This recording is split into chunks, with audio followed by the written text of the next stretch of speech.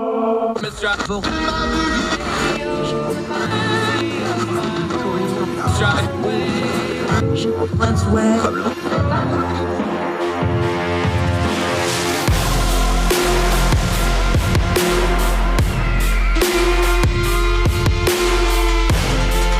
your host, Andrew Donaldson.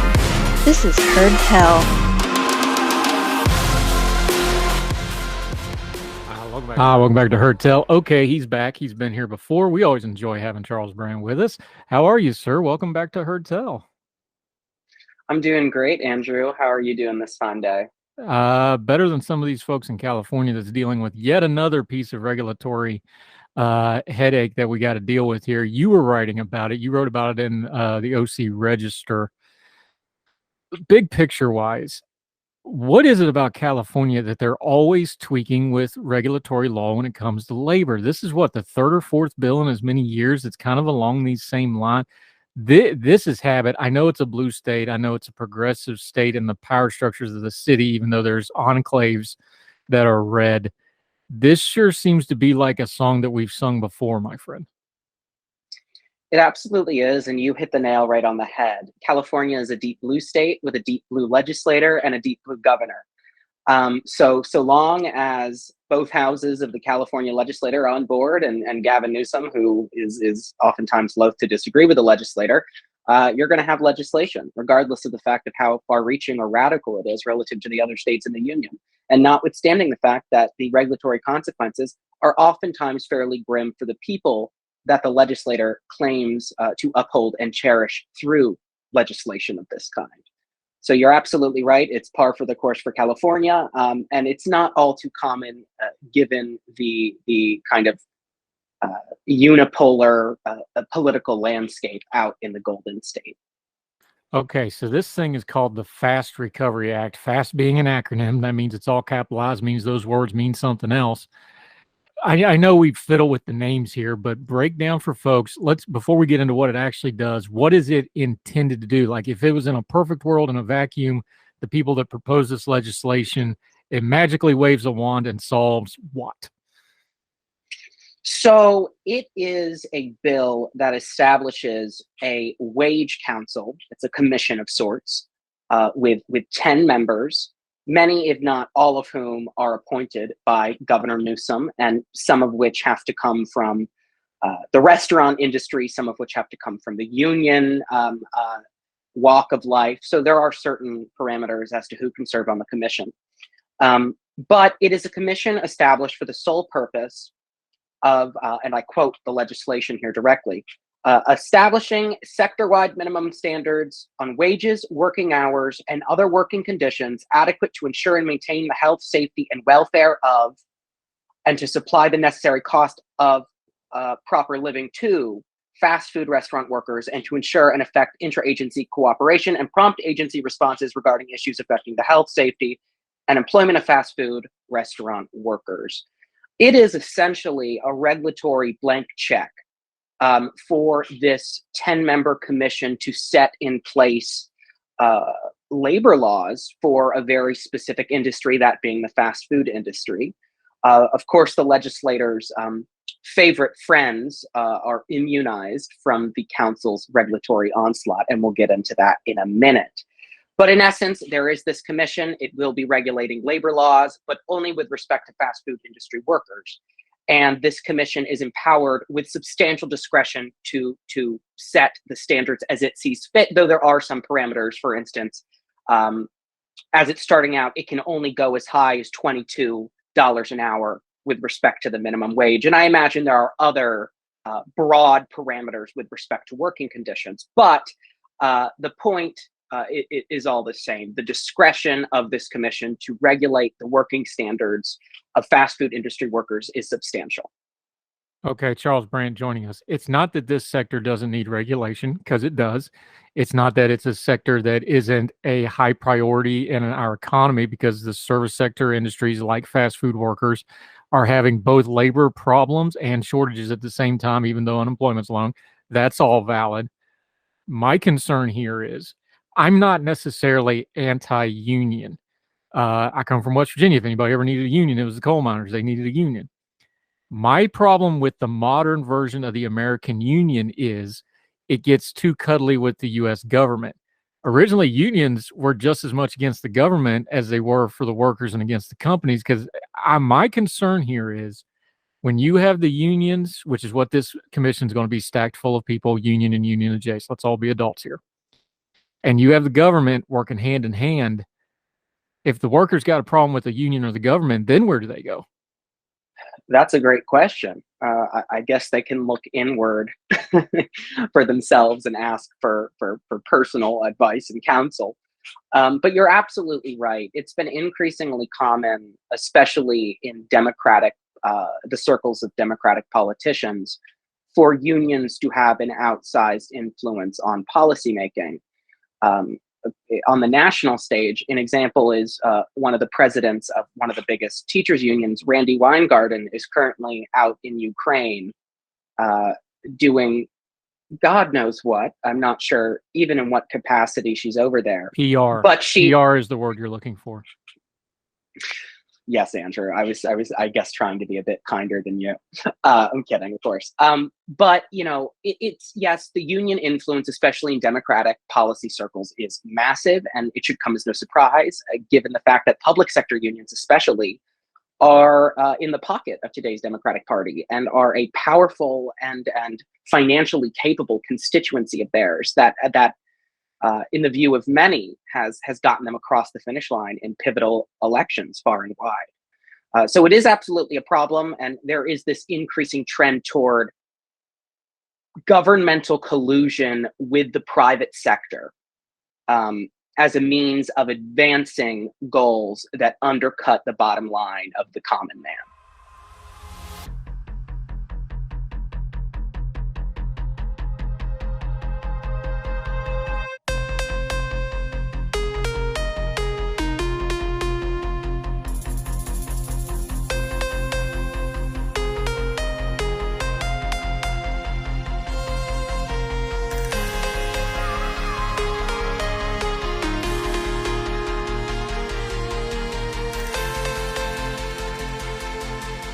Charles Brandt joining us.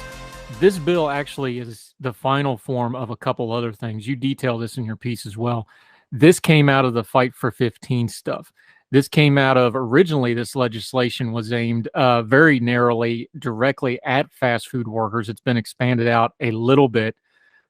Talk about the path, because I think one thing we skip with legislation and regulation like this, we get that line item at the end like, oh, $22 minimum wage, that's what they're doing. The path that a piece of legislation like this takes actually tells you more about the intention and what it might do and where it might grow from, because we understand something like a commission, they're not going to stop expanding their power. They're going to keep pushing the limits of that power. I think the course of how this came into being is very important to understand where this might be going in the long term, and you touch on that. Well, as you mentioned previously, it was kind of a generic push for 15. And I imagine it wasn't just in California, but across many states in the union. And now all of a sudden we've gone up to 22. But the legislator, I think, is being very clever here. Rather than simply pass into law a $22 minimum wage and face the voters in November, they have kind of put a middleman in between the voter and the legislator. And that, of course, is this wage council. So I think the commission idea is relatively novel, and it's a strategic way for the legislator to punt the issue to a commission. A very wise man once said, you form a commission when you want something to go and die there. Well, in this particular instance, I believe the legislator would like the commission to be successful in setting more onerous working conditions, working standard conditions for fast food industry workers and a higher minimum wage. But by handing the baton off to a commission, it's escaping immediate political accountability. The legislator could simply say, oh, well, the commission set the minimum wage to be X, and they're chock full of experts and industry leaders. Who are we to disagree with such a bureaucratic masterpiece? So I think it's strategic. It's something we see at the federal level as well. Congress passes these really, really vague laws with these insanely broad delegations of power to agencies. Those agencies then are granted discretion by the federal courts in interpreting their own statutes generally. And so they're interpreting broad delegations of power very broadly and oftentimes without respect to the context in which the law was originally enacted. So with respect to your original question, I think what we're seeing here is a shift away from the legislator doing something directly and handing it off to a commission as a means, I suspect, of escaping political accountability. Yeah, Charles Brandt joining us. There's two pieces of criticism for this. You already talked about the first one, that it's basically a backdoor minimum wage raise without going through the process to do so. The other is the concern from some critics is that this is part of a larger effort to unionize the entire restaurant industry. Now, there's no secret that they would love to unionize the entire restaurant industry. There's some caveats to that, though. The restaurant industry works heavily on part-time workers. It works on seasonal workers. It works on peak hour workers is a big thing in the service industry, especially fast food industry, because they want people that work peak hours. That means usually people that have certain home circumstances where they can do things like that. These are not things that traditionally go well with a union, but there's a push for a unionization. Talk about how that force and that metric and that dynamic can change something like the fast food industry, which has always been more entry level, has been more flexible hours, both to its detriment of the workers. And I'm not saying they shouldn't do some reform on that, because the way they jerk their hours away is not fair. Completely understand that.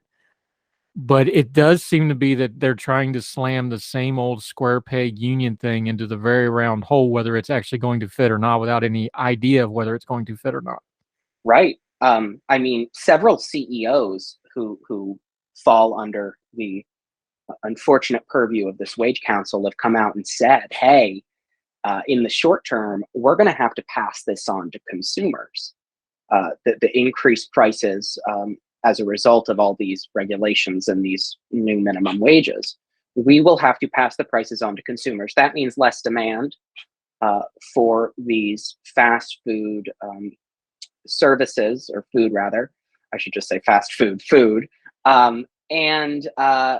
Ultimately, it's going to affect the company's bottom line. It could force them to hire fewer workers.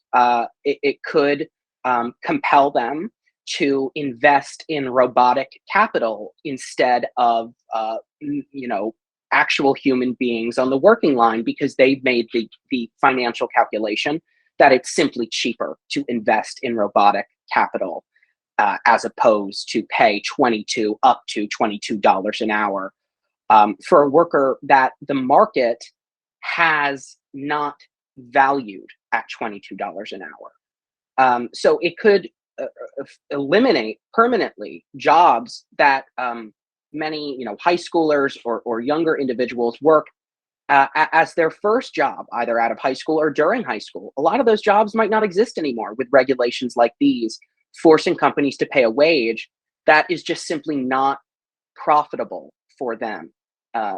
So it ultimately is likely to have effects that are detrimental to the very workers who the legislator claims it is here attempting to uphold.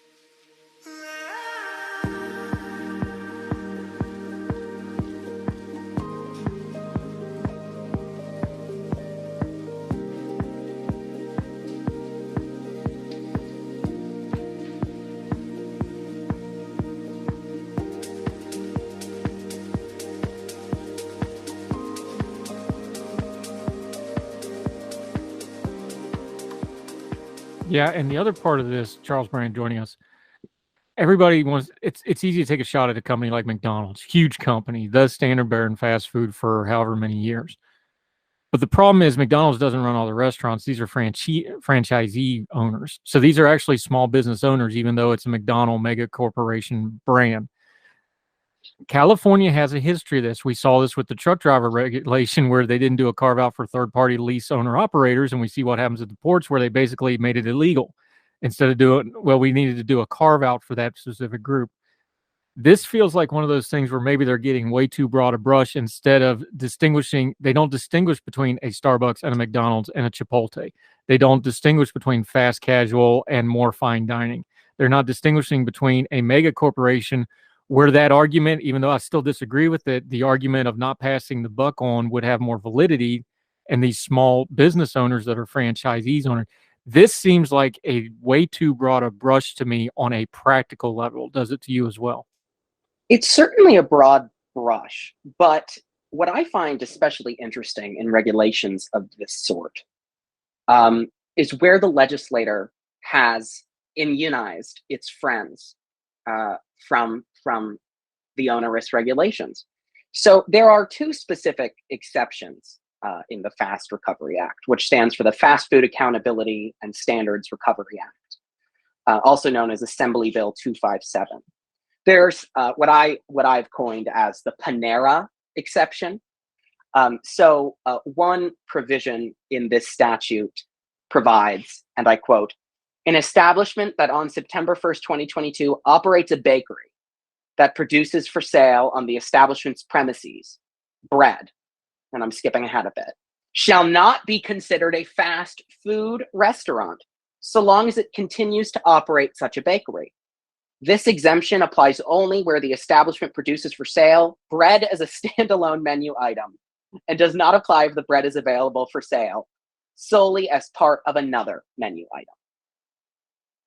So that's the first exception, which is kind of mind-boggling in a sense. I think the plain meaning of the term fast food encapsulates the likes of Panera, whose food is, well, fast. And it's generally considered, though you can sit down and eat there, much like at a McDonald's, it's on all fours with your kind of prototypical fast food joint. For some reason, the legislator has said, no, Panera's fine. We don't need to regulate Panera. I honestly can't think of a single reason why, especially in light of the purpose, the putative purpose set forth in the legislator, which in the preamble of the act recites, "For years, the fast food sector has been rife with abuse, low pay, few benefits, and minimal job security, with California workers subject to high rates of employment violations, including wage theft, sexual harassment, and discrimination, as well as heightened health and safety risks." Well, I really can't see how that purpose is any less applicable to Panera Bread as to McDonald's or Chipotle. So there's that. There's another arbitrary exception, which seems, what McDonald's CEO said is it's really, these exceptions are the outcome of backdoor politicking. And I certainly agree with that assessment. But this particular exception provides, and I quote, "Fast food chain, means a set of restaurants consisting of 100 or more establishments nationally that share a common brand or that are characterized by standardized options for decor, marketing, packaging, products, and services." So if you are working for a chain that only has, let's say 100 restaurants nationally, you will not fall under the jurisdiction of this commission.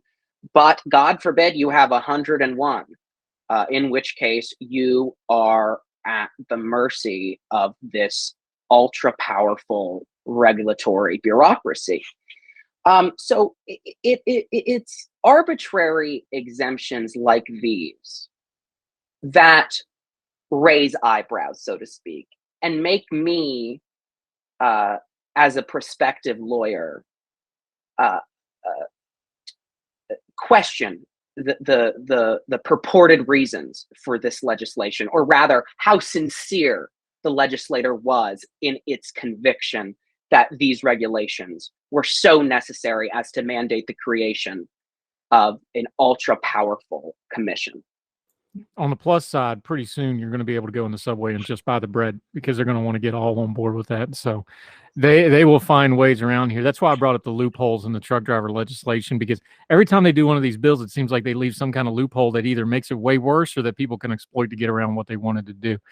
Charles Brandt, great information on this. As always appreciate your insight on it.